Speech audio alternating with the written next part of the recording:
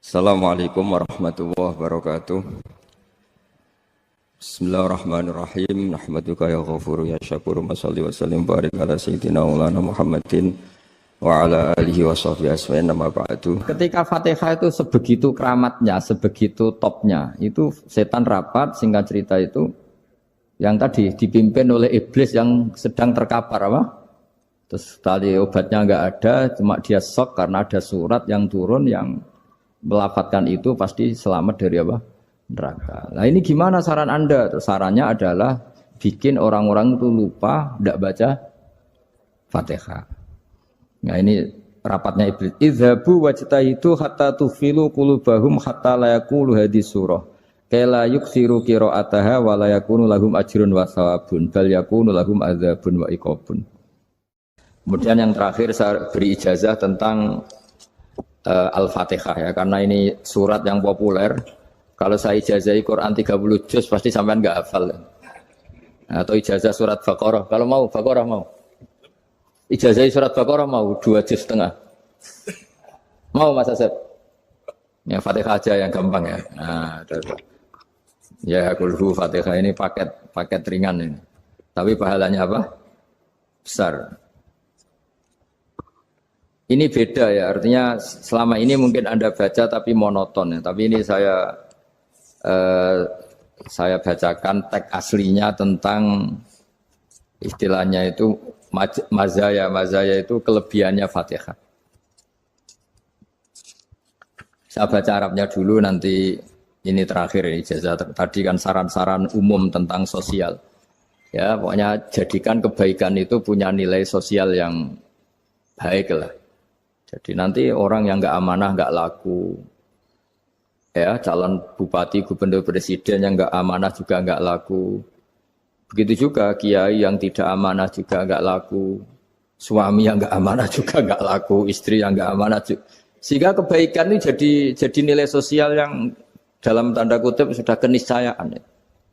Yang diinginkan Allah itu seperti itu, bukan kebaikan yang dipaksakan karena kekuatan negara. Maksudnya kalau bisa kebaikan itu tidak usah dipaksakan. Memang sudah satu kebutuhan. Kayak cerita-cerita di negara maju itu, bahkan apapun jatuh itu nggak ada yang ngambil apa itu. Makanya gambarannya Mekah Medina kan gitu kan, barang jatuh nggak ada yang berani apa ngambil. Itu saking sudah jadi sistem. Nah, sehingga banyak negara di Eropa itu yang sampai nggak punya tentara, nggak punya polisi karena kebaikan itu sudah. Nah kita kan masih capek, polisinya aja capek, apalagi masyarakatnya, karena kebaikan itu belum jadi nilai apa bersama. Nah kita selain ditopang negara, ada polisi, ada tentara, itu kita usahakan kebaikan itu jadi nilai apa bersama. Tadi wa'tamiru bainakum bima'ruf. Dan kita punya reputasi yang bagus dalam bab ini. Saya masih ingat kecil saya itu yang jilbaban hanya keluarga kiai. Sekarang rata-rata masyarakat itu jilbaban. Dulu yang sekolah SMP, SMA itu jilbaban kadang dulu malah dilarang ya, harus sama seperti itu seragamnya. Sekarang sudah boleh. Dan nyaman. Lama-lama yang dapat simpatik ya yang pakai pakaian model tertutup seperti itu. Lama-lama gamane cara wong golek mantu ya golek yang seperti itu daripada yang blodor. Lama-lama jadi nilai bersama. Ya ingin saya seperti itulah. Di terminal juga sama. Orang mau makan cari warung yang kelihatan ada ayat kursinya, pakai jilbab, atau paling enggak dia enggak mungkin lah nyuguhkan yang tiren atau yang haram. Akan ada garansi sosial, ada apa? Ada garansi apa? Sosial dengan penampilan yang soleh itu kan, masa iya nyuguhkan oplosan babi gitu misalnya itu. Jadi nilai sosial itu harus benar-benar jadi nilai. Sehingga negara biar enggak capek-capek. Polisi juga gak capek kan karena tugasnya corong Jawa mau ngawat-ngawati tok, tapi sudah tidak perlu tegang karena kebaikan sudah jadi nilai apa bersama. Ya ingat-ingat ya ayatnya tadi wa'tamiru bainakum bima'ruf. Jadi kebaikan itu harus jadi nilai bersama. Iktimar itu menjadi urusan bersama. Makanya kalau kita rapat besar disebut apa muktamar. Muktamar itu urusan bersama. Ya tadi, imamnya sholat juga menopang Gojek karena enggak lama-lama nopang Grab, nopang Kernet, nopang penjaga Indomaret, penjaga bensin, pom bensin. Lah dia hanya punya waktu 5 menit terus imamnya baca Baqarah kan. Iya imamnya mursyid, mungkin dia tambah lama tambah dapat aplaus dari muhibbinnya, tapi makmumnya dia tambah lama tambah dapat penghormatan dari pecintanya, tapi kitanya wah khusyuk wali kan dia dapat status naik lah, kita yang sudah tidak ikut jadi wali diganggu apa pekerjaannya. Kalau ada imam seperti itu sampai mufarokoh saja. Niat ya Allah sampai sini saja saya makmum orang itu. Silakan orang itu punya urusan sendiri dengan jenengan ya sudah atau salib saja apa? Nah, itu boleh kalau dalam fikih namanya apa? Mufarokoh. Mufarokoh itu niat. Tapi kamu jangan langsung selonong mufarokoh, niat dulu. Pamit sama Allah bahwa sekarang mau mufarokoh. Ya, tapi ya jadi sholat yang aneh kan, imamnya masih rukuk, kamu terus sujud, terus apa-apa selesai ya. Mungkin dalam pandangan itu orang lain ini maksudnya makmum gimana ini kok begini. Tapi sudahlah Allah Maha tahu. Insya Allah dimaklumi. Ya saya baca tentang Fatihah ya, karena sampean pasti sering baca Fatihah. Supaya apa sekaligus jadi jimat lah gitu. Jadi kalau kamu sering di jalan-jalan yang mungkin sepi atau mungkin kan tidak semua teman Grab itu nasibnya bagus yang di Semarang Jogja. Mungkin yang di Kalimantan di Papua kan ada yang 10 kilo gak ketemu rumah, ya kan? Ya lihat di TV-TV itu kan kasihan kan. Sudah 10 kilo gak ketemu rumah, penumpangnya kuwekar preman tuh kan. Ini makan orang enggak kan gitu. Kan ujiannya dua. Kalau penumpangnya cantik itu ya kecoba syahwat, kalau preman takut. Jadi orang itu selalu ujian itu. Sing sedengan itu kan jarang orang itu. Jadi kalau penumpangnya perempuan cantik ujiannya itu syahwat, kalau preman ujiannya ketakutan. Kalau orang yang lemah bawa uang ujiannya kamu ingin garong. Jadi hidup itu memang semuanya ujian. Liyabluwakum ayyukum ahsanu amala. Makanya saya sering ditanya oleh teman-teman, Gus, nah ujiannya kenal wong wedok elek piye sama, kenal wong ayu ujiane syahwat, kenal wong elek ujiane ngenyek, itu sama-sama dosa. Syahwat ya dosa, ngenyek juga dosa. Welek keriting untune metu ya dosa ngomong gitu. Kadang-kadang orang berpikir enak kancanan wong elek gak dosa. Kata siapa kancanan wong elek itu ya dosa karena bawaannya ngenyek. Ngenyek itu menyepelekan itu. Makanya saya itu ya nggak mau berteman sampean. Nanti kan bawaannya ngenyek atau seneng ya enggak tahu. Ya sudah ada takdir saja kalau ketemu ya tak ulang ngaji gitu. Tapi ini ngaji terakhir, setelah ini ngaji biasa aja enggak usah resmi gini. Ngaji kok resmi aneh. Pokoknya nanti suatu saat kalau pandemi sudah berlalu saya akan ngaji Rebone, lalu ini ngaji. Ini ngaji yang kurang bagus karena ngatur kiai kurang berkah ini. Nanti tapi ya lumayan lah masih mau ngaji. Ngaji kok tanggal ini jam ini. Sekarang suatu saat kamu tak panggil, Mas Wahyu datang ke sini jam ini tidak mesti bisa. Mungkin pas ada acara apa, oh, maaf ke sini pas ngecek pas apa gitu. Jadi ya sudah tapi tak maafkan enggak apa-apa. Takdir ya. Tak bacakan supaya sampean tahu keramatnya bismillah. Nah, sebelum saya bacakan bismillah Fatihah tak beritahu tentang ilmu tafsirnya karena ini penting sekali. Fatihah itu dawuhnya Allah, tentu itu dawuhnya Allah. Saya ulang lagi itu kalamullah. Tapi yang sudah diberikan kesampaian ke kita semua. Sehingga seakan-akan itu menjadi dawuhnya kita ke Allah. Jangan salah loh ya. Fatihah itu dawuh Allah tapi sudah diberikan ke kita. Sehingga posisi kita itu yang punya itu. Nah kenapa ini perlu dijelaskan? Karena nanti ada kalimat iyyaka na'budu wa iyyaka nasta'in. Kalau itu masih kalam Allah, berarti Allah ngomong ke kamu, ngendikan ke kamu, kepadamu aku menyembah. Masa Allah menyembah kamu? Nah sehingga ilmu tafsir itu menyelesaikan itu dulu ya. Saya ulang lagi ya, sebelum sampean sering baca Fatihah, aku yakin ya sering baca. Tapi barokahnya tidak paham itu tidak pernah janggal. Enggak paham itu ya penting supaya ada iskal, enggak janggal.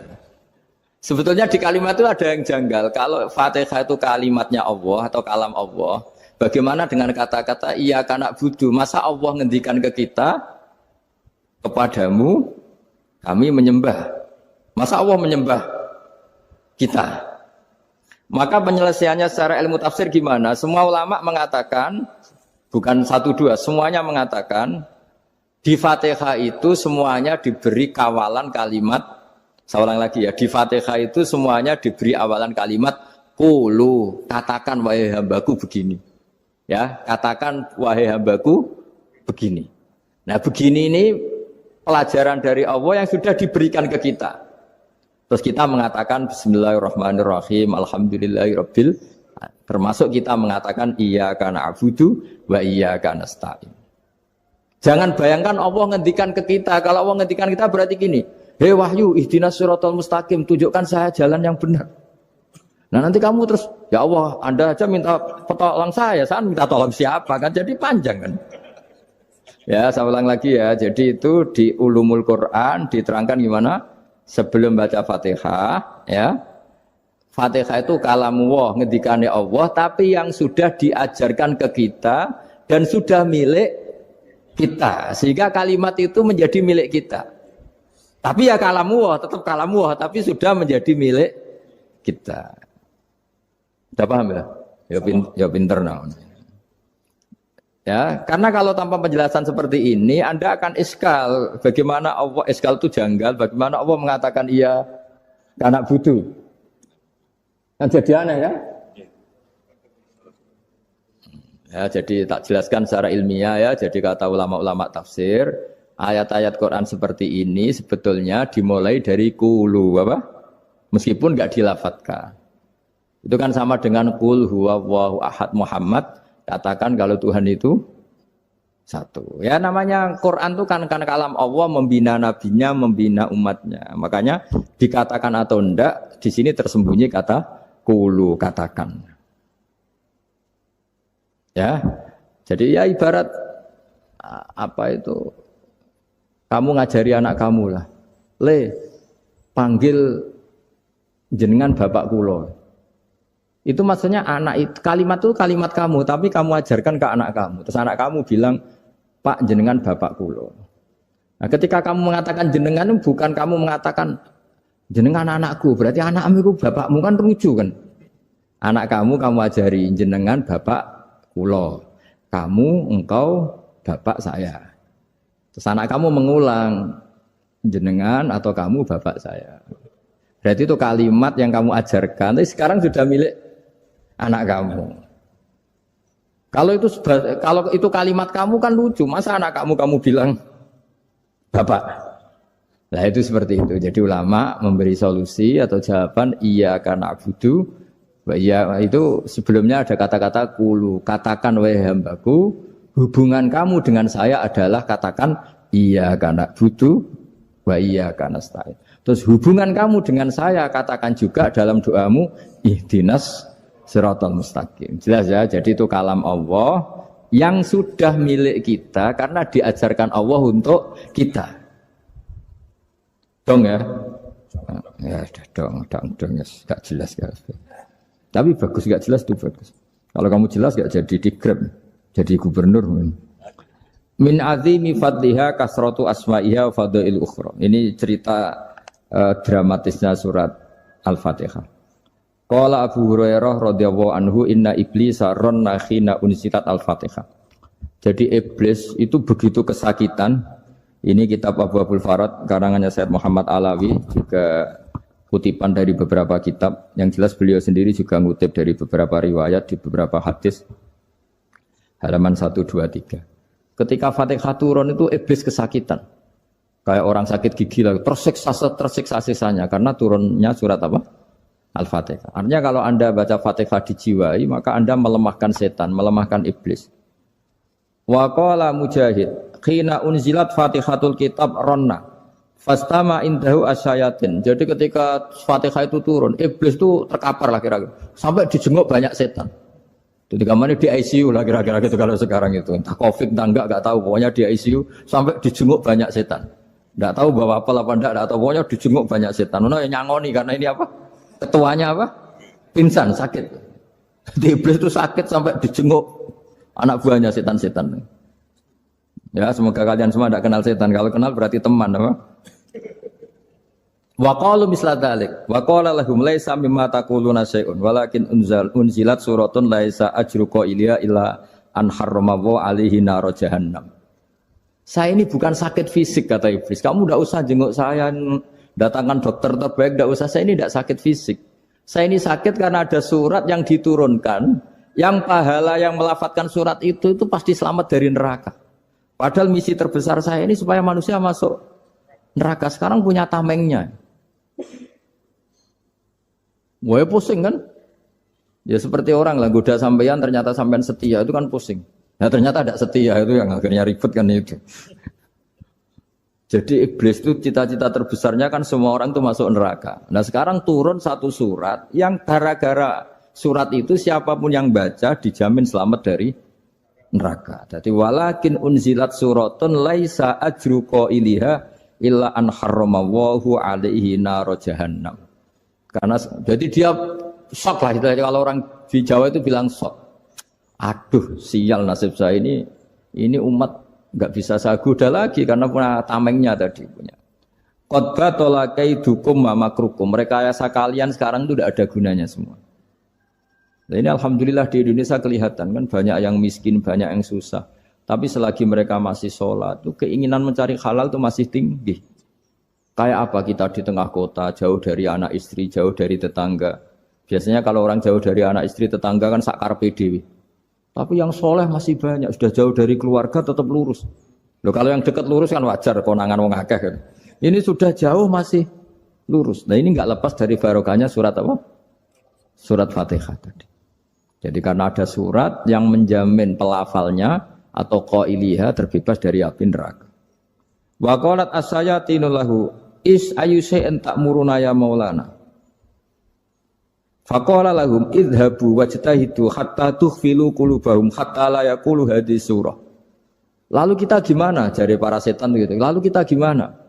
Terus kata iblis, sudah bikin mereka lupa sehingga tidak baca lagi. Selagi masih baca kita pasti keok. Jadi kalau sampean sudah jarang baca Fatihah itu berarti sudah bagian dari kemenangan apa? Iblis. Jadi kalau sampean sudah jarang baca Fatihah itu berarti bagian dari kekalahan Anda, kemenangan iblis. Masih sering baca? Berapa kali? Terus apa lagi?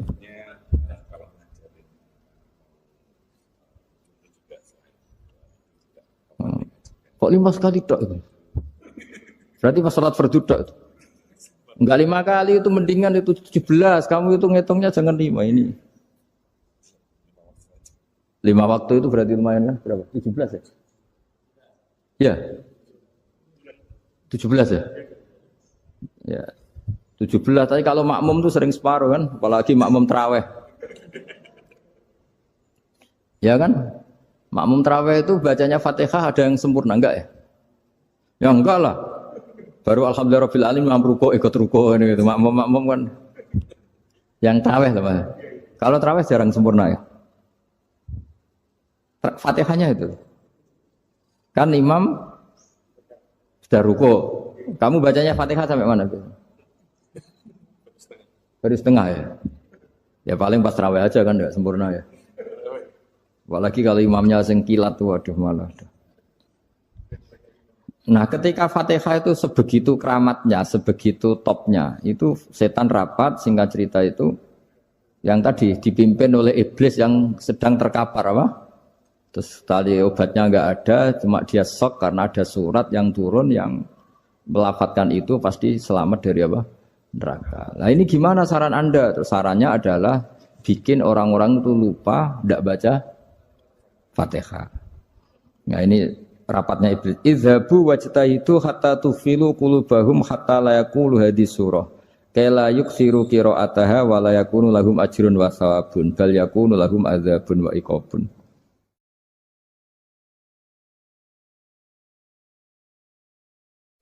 Jadi saya mohon selama ini Anda sudah baca, tapi mungkin hanya rutin saja. Napa rutin saja? Jadi barokahnya ngaji ini kamu punya kekuatan atau punya semangat membaca karena ini surat yang luar biasa. Ibarat gini, kalau sampean tanya, saya juga sering mikir, masa Gus hanya surat kok punya kekuatan seperti itu?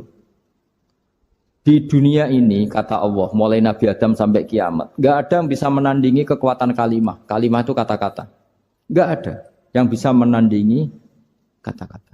Misalnya Anda nge-grab, berangkat istri cuek, berangkat cuek. Itu beda dengan ketika meskipun satu kalimat. Wes Pak, muga-muga dilindungi pangeran, mugi-mugi jenengan selamat. Itu menjadi teduh dan semangatnya luar biasa karena kayak mendapat support.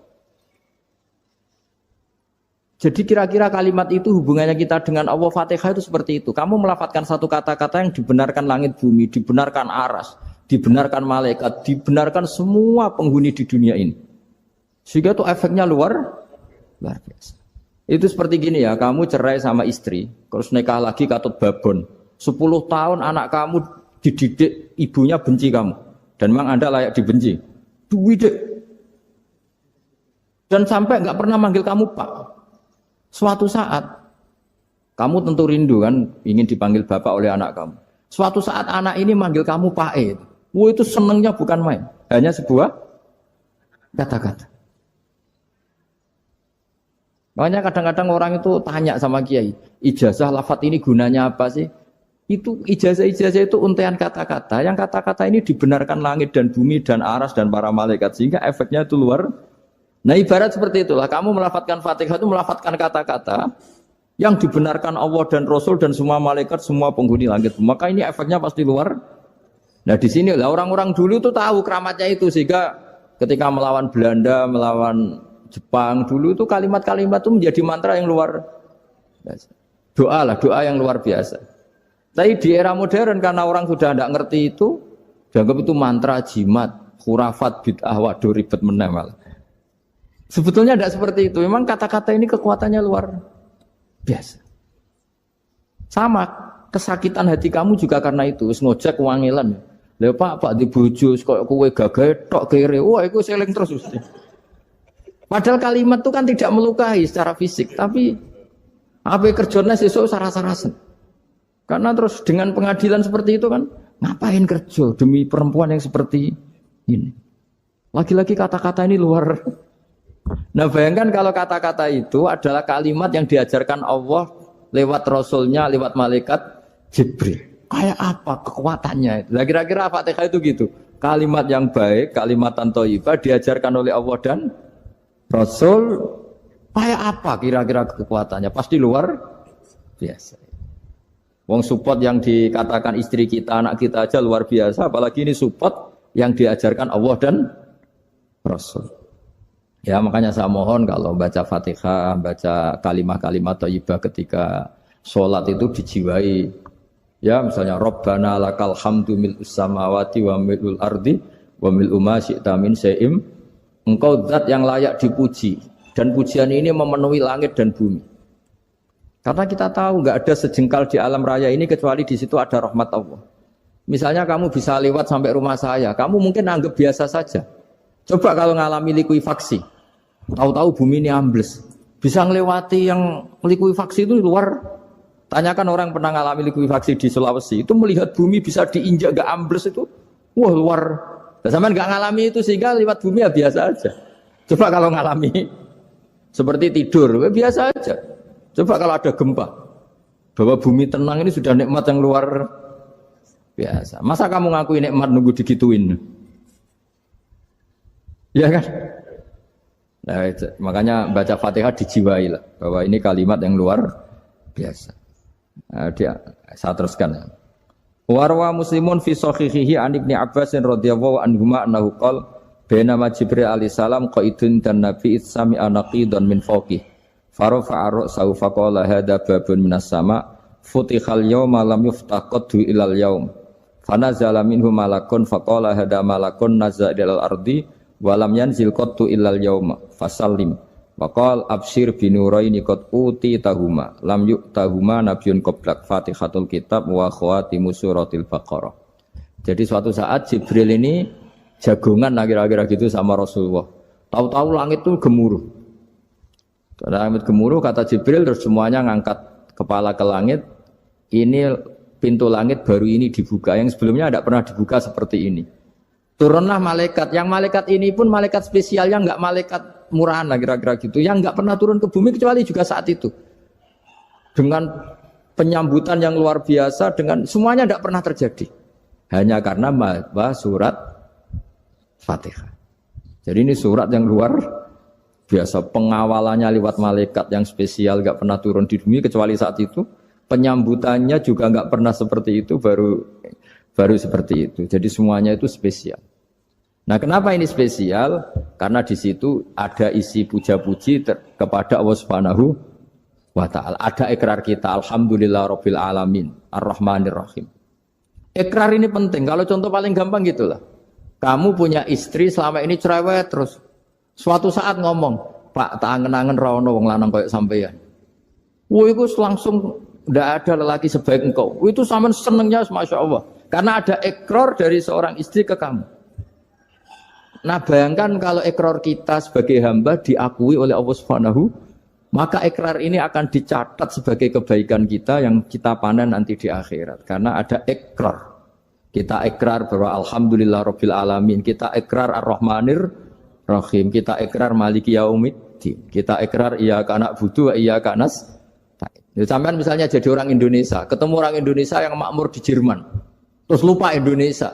Kamu orang Indonesia? Enggak, saya ada orang Indonesia. Mangkel gak kira-kira? Mangkel. Karena salah ikrar kan gitu. Ya, jadi saya mohon jangan anggap kalimat itu hal yang biasa, tapi luar biasa. Nggih, ngoten mawon. Assalamualaikum warahmatullahi wabarakatuh.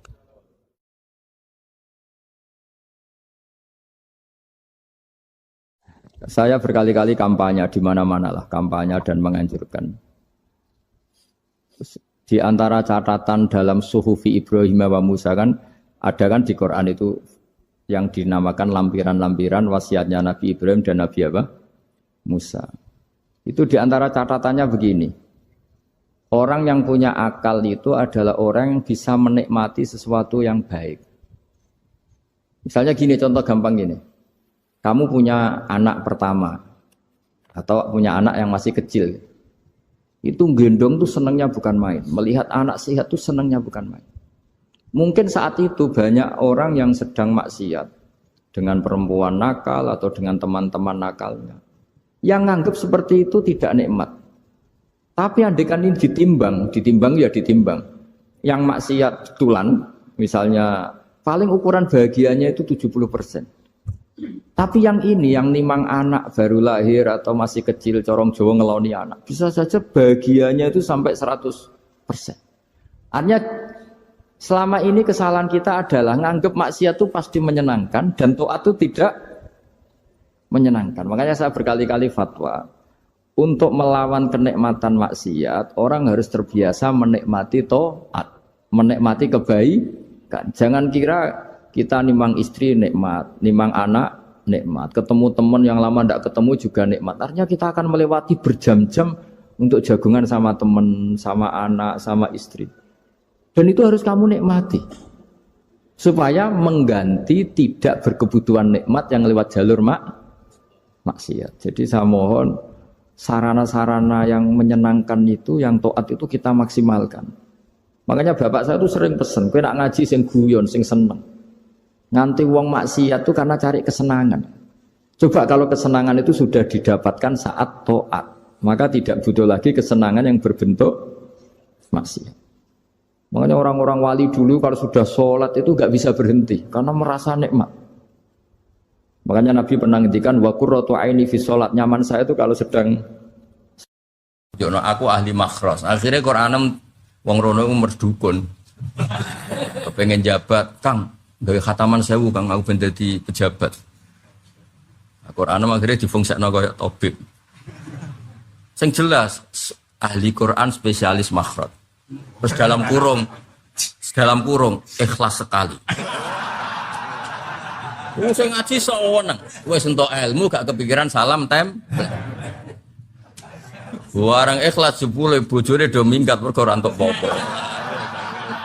Itu disebut wal mukhlisun ala khotorin azim. Wong ikhlas itu dalam bahaya besar. Karena ya kawan takobal wa minna minkum takobal ya. Tapi apapun itu baru kae ngaku-ngaku asal ora krana hadzun nafsi, ora krana nafsu. Makanya ketika ekonomi era Aziz Bisro, tokoh Mesir, itu gonjang-ganjing. Nabi Yusuf menghentikan, ij'anni ala khazainil ard. Ya sudah menteri pertahanan pangan saya. Inni hafizun alim. Karena saya menguasai ilmu itu dan saya terpercaya. Semua nabi memaklumkan diri, inni lakum nasihun amin. Ora oleh Nabi ditakoki, napa jenengan saged mimpin kula? Nggih, insyaallah saged. Pangestune mawon ora oleh, kudu inni lakum nasihun amin. Kudu jelas. Malah sebagian Nabi sanggrono wong salah paham yo. Aku wis ngomong alam akul lakum inni a'lamu minallah mala ta'ala. Urusan pangeran tak roh aku timbang kowe. Bang ini urusan sarah muslim roh aku timbang kowe. Kowe roh judule tok aku wis rasa isine. Malah ana sing roh regane piro. Terus takok ben ditakok bibet ben dianggap alim. Lah iku sing kebohongan publik. Ora alim kitabe dua kok bibet terus tamune dijak mlaku-mlaku. Sawangane kitab kabeh tau diwaca. Ya akeh kiai ngoten niku ya akeh. Ya saya penampilannya. Jadi semua orang baik iku kon maklumatno kebaikannya, tapi aja krana nuruti napa hawa. Ana kabeh kitab iku yo ngelem kitabe. Zakaria Al-Ansari angger ngarang muni wa takbiri bidzalik aula min takbiril asli. Karanganku luwih apik timbang kitab asline.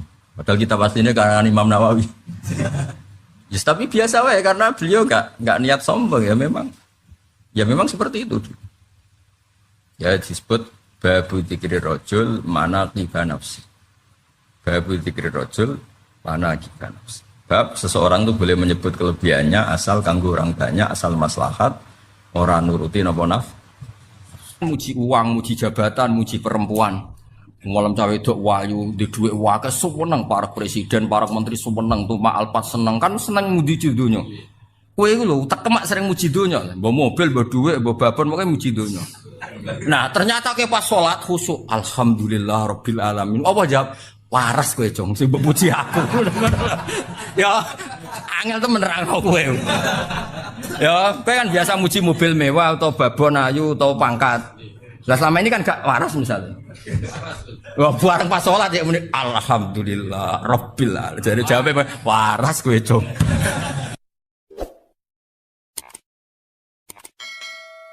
Wa hadatsana Ishaq bin Ibrahim Abdul Muhammad qala akhbarana Abdur Razzaq akhbarana Ma'mar an Zuhri biha dal isnad mislahu wa zata fasaidan mongko sak mendhuwur.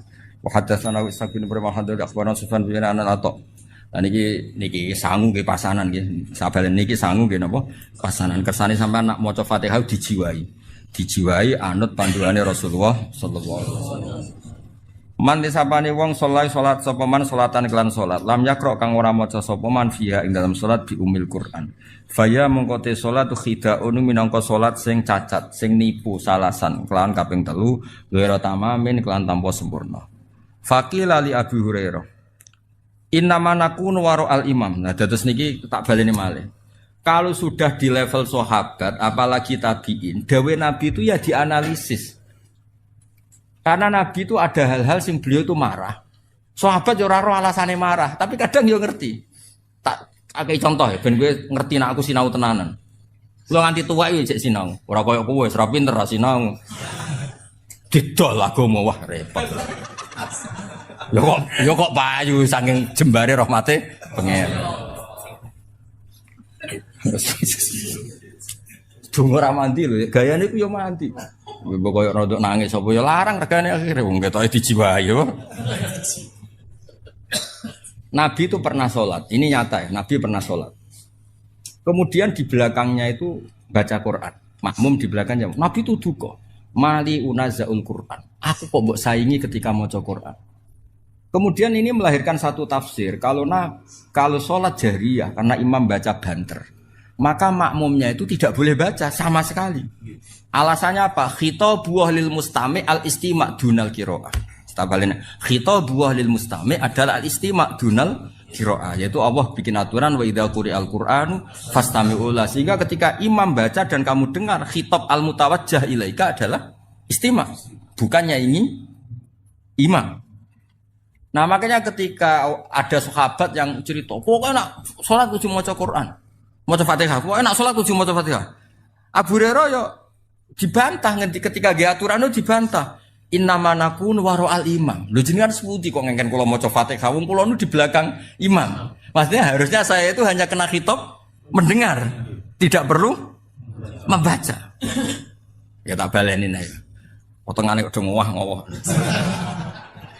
Maksudnya Wes tak engko iki nek kowe dadi pondok mbok ulangno terus kok wong pinter wis ta baru kae ngaji nek kene kok terangno kok ben gayane kok wong apa?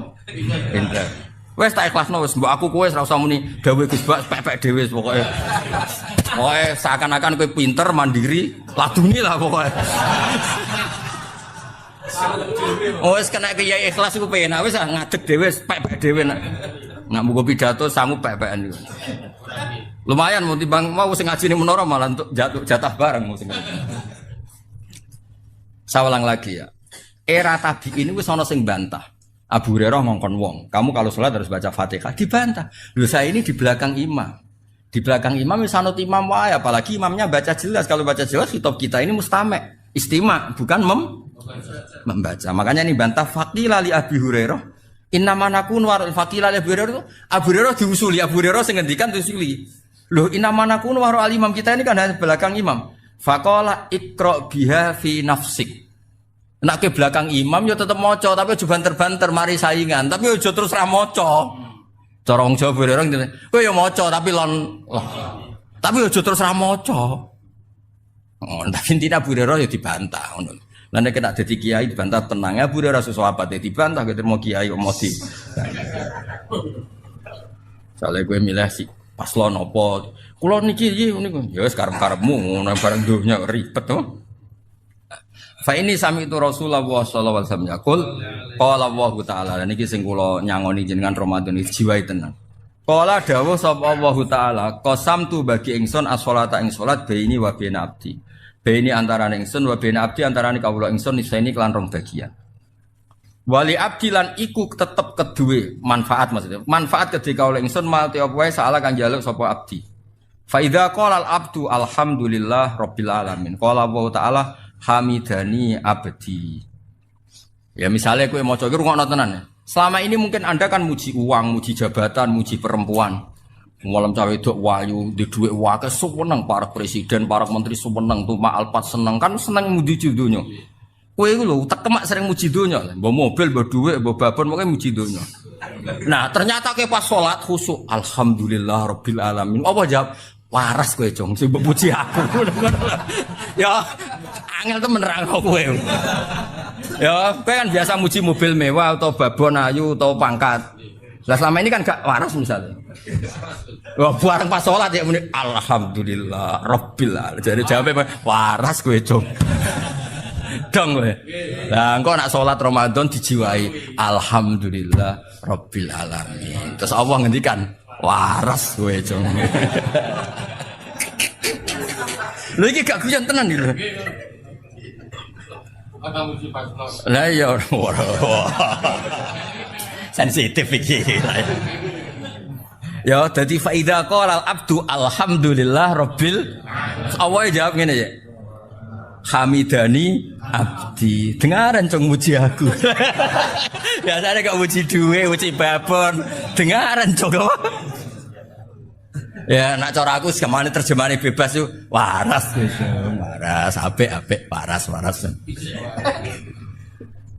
Ya dan engko nak pas Ramadan ya maca Al-Fatihah ya alhamdulillah rabbil alamin. Dijiwai karena itu satu-satunya status Anda diwaraskan oleh Allah. Dong ya. Lho kan kowe misalnya muji misalnya sing biasa rokok bab, kowe enak rokok bolotan lho. Sing biasa ngopi, kowe enak kopi iki. Jari pangeran, ya Allah, kaulaku. Aman muji makhluk wae ngono. Momen untuk sumbangan, bansos, muji bansos, apa dipuji? Gak tahu muji pangeran. Lho pas salat jebule muni, alhamdulillah rabbil alamin. Waras to, waras. Bareng kok bar salat ku maneh lho kok kumat. Ya kok salat nek ya, waras meneh berarti. Tapi antarane sholat kan 5 jam luwih, warasnya sediluk berarti. Subuh itu jam 5. Terus sholat nes setengah 1. Pirang jam? Warasnya sediluk ya? Orang warasnya? 7 jam.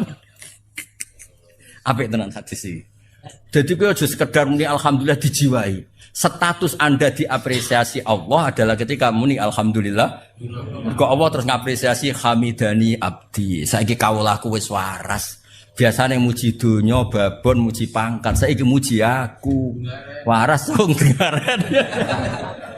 Ambek hadis iki seneng. Oh iki nggo sangu poso.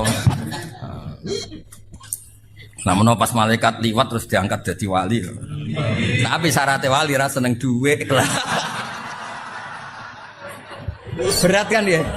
Berat tuh. Ayo milih. Apa sih kira-kira? Ya wali udah duit. Wah. Nakal. Wah. Sing bojone wong. Sing bojone wong. Hebat. Niki makome fana, makom fana. Dadi ora wali makome fana, wis gak kena hitop. Makom dunia lain fana. Ya dadi kowe nak salat nani ya selama ini mungkin kan nak cara sarah-sarah kula wae.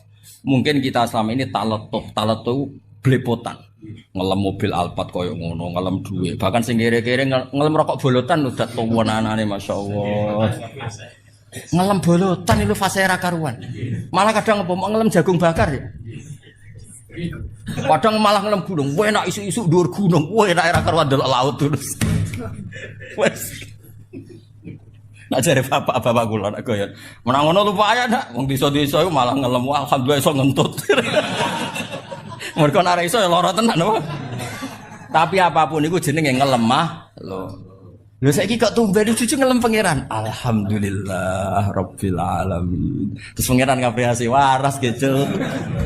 Apa? Waras gitu saiki iki. Hamidani abdi. Engko kumatlah jeng saiki pokoke waras.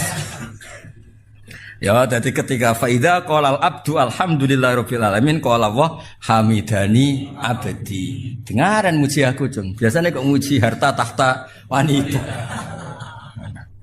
Hamidah mujine ingsun sapa abdi. Mulane kula yakin Nabi ku seneng banget mek ngaji niki. Mergo Nabi ndongaaken ala khulafai rahmatullah. Wong sing genteni aku mesti entuk rahmati Allah. Terus niku sinten Nabi? Wong sing maca hadisku dan diajarkan. Niki kados ngaji ngeten iki. Yo ngajarane kudu kaya aku ngene kuangelan nerangno ngene iki nek agak bolan baleni ya mloset to. Apa tak bobot? Ayo. Khatam aku sedurunge mati khatam giebet seminggu khatam war. Kayak mau urun selale.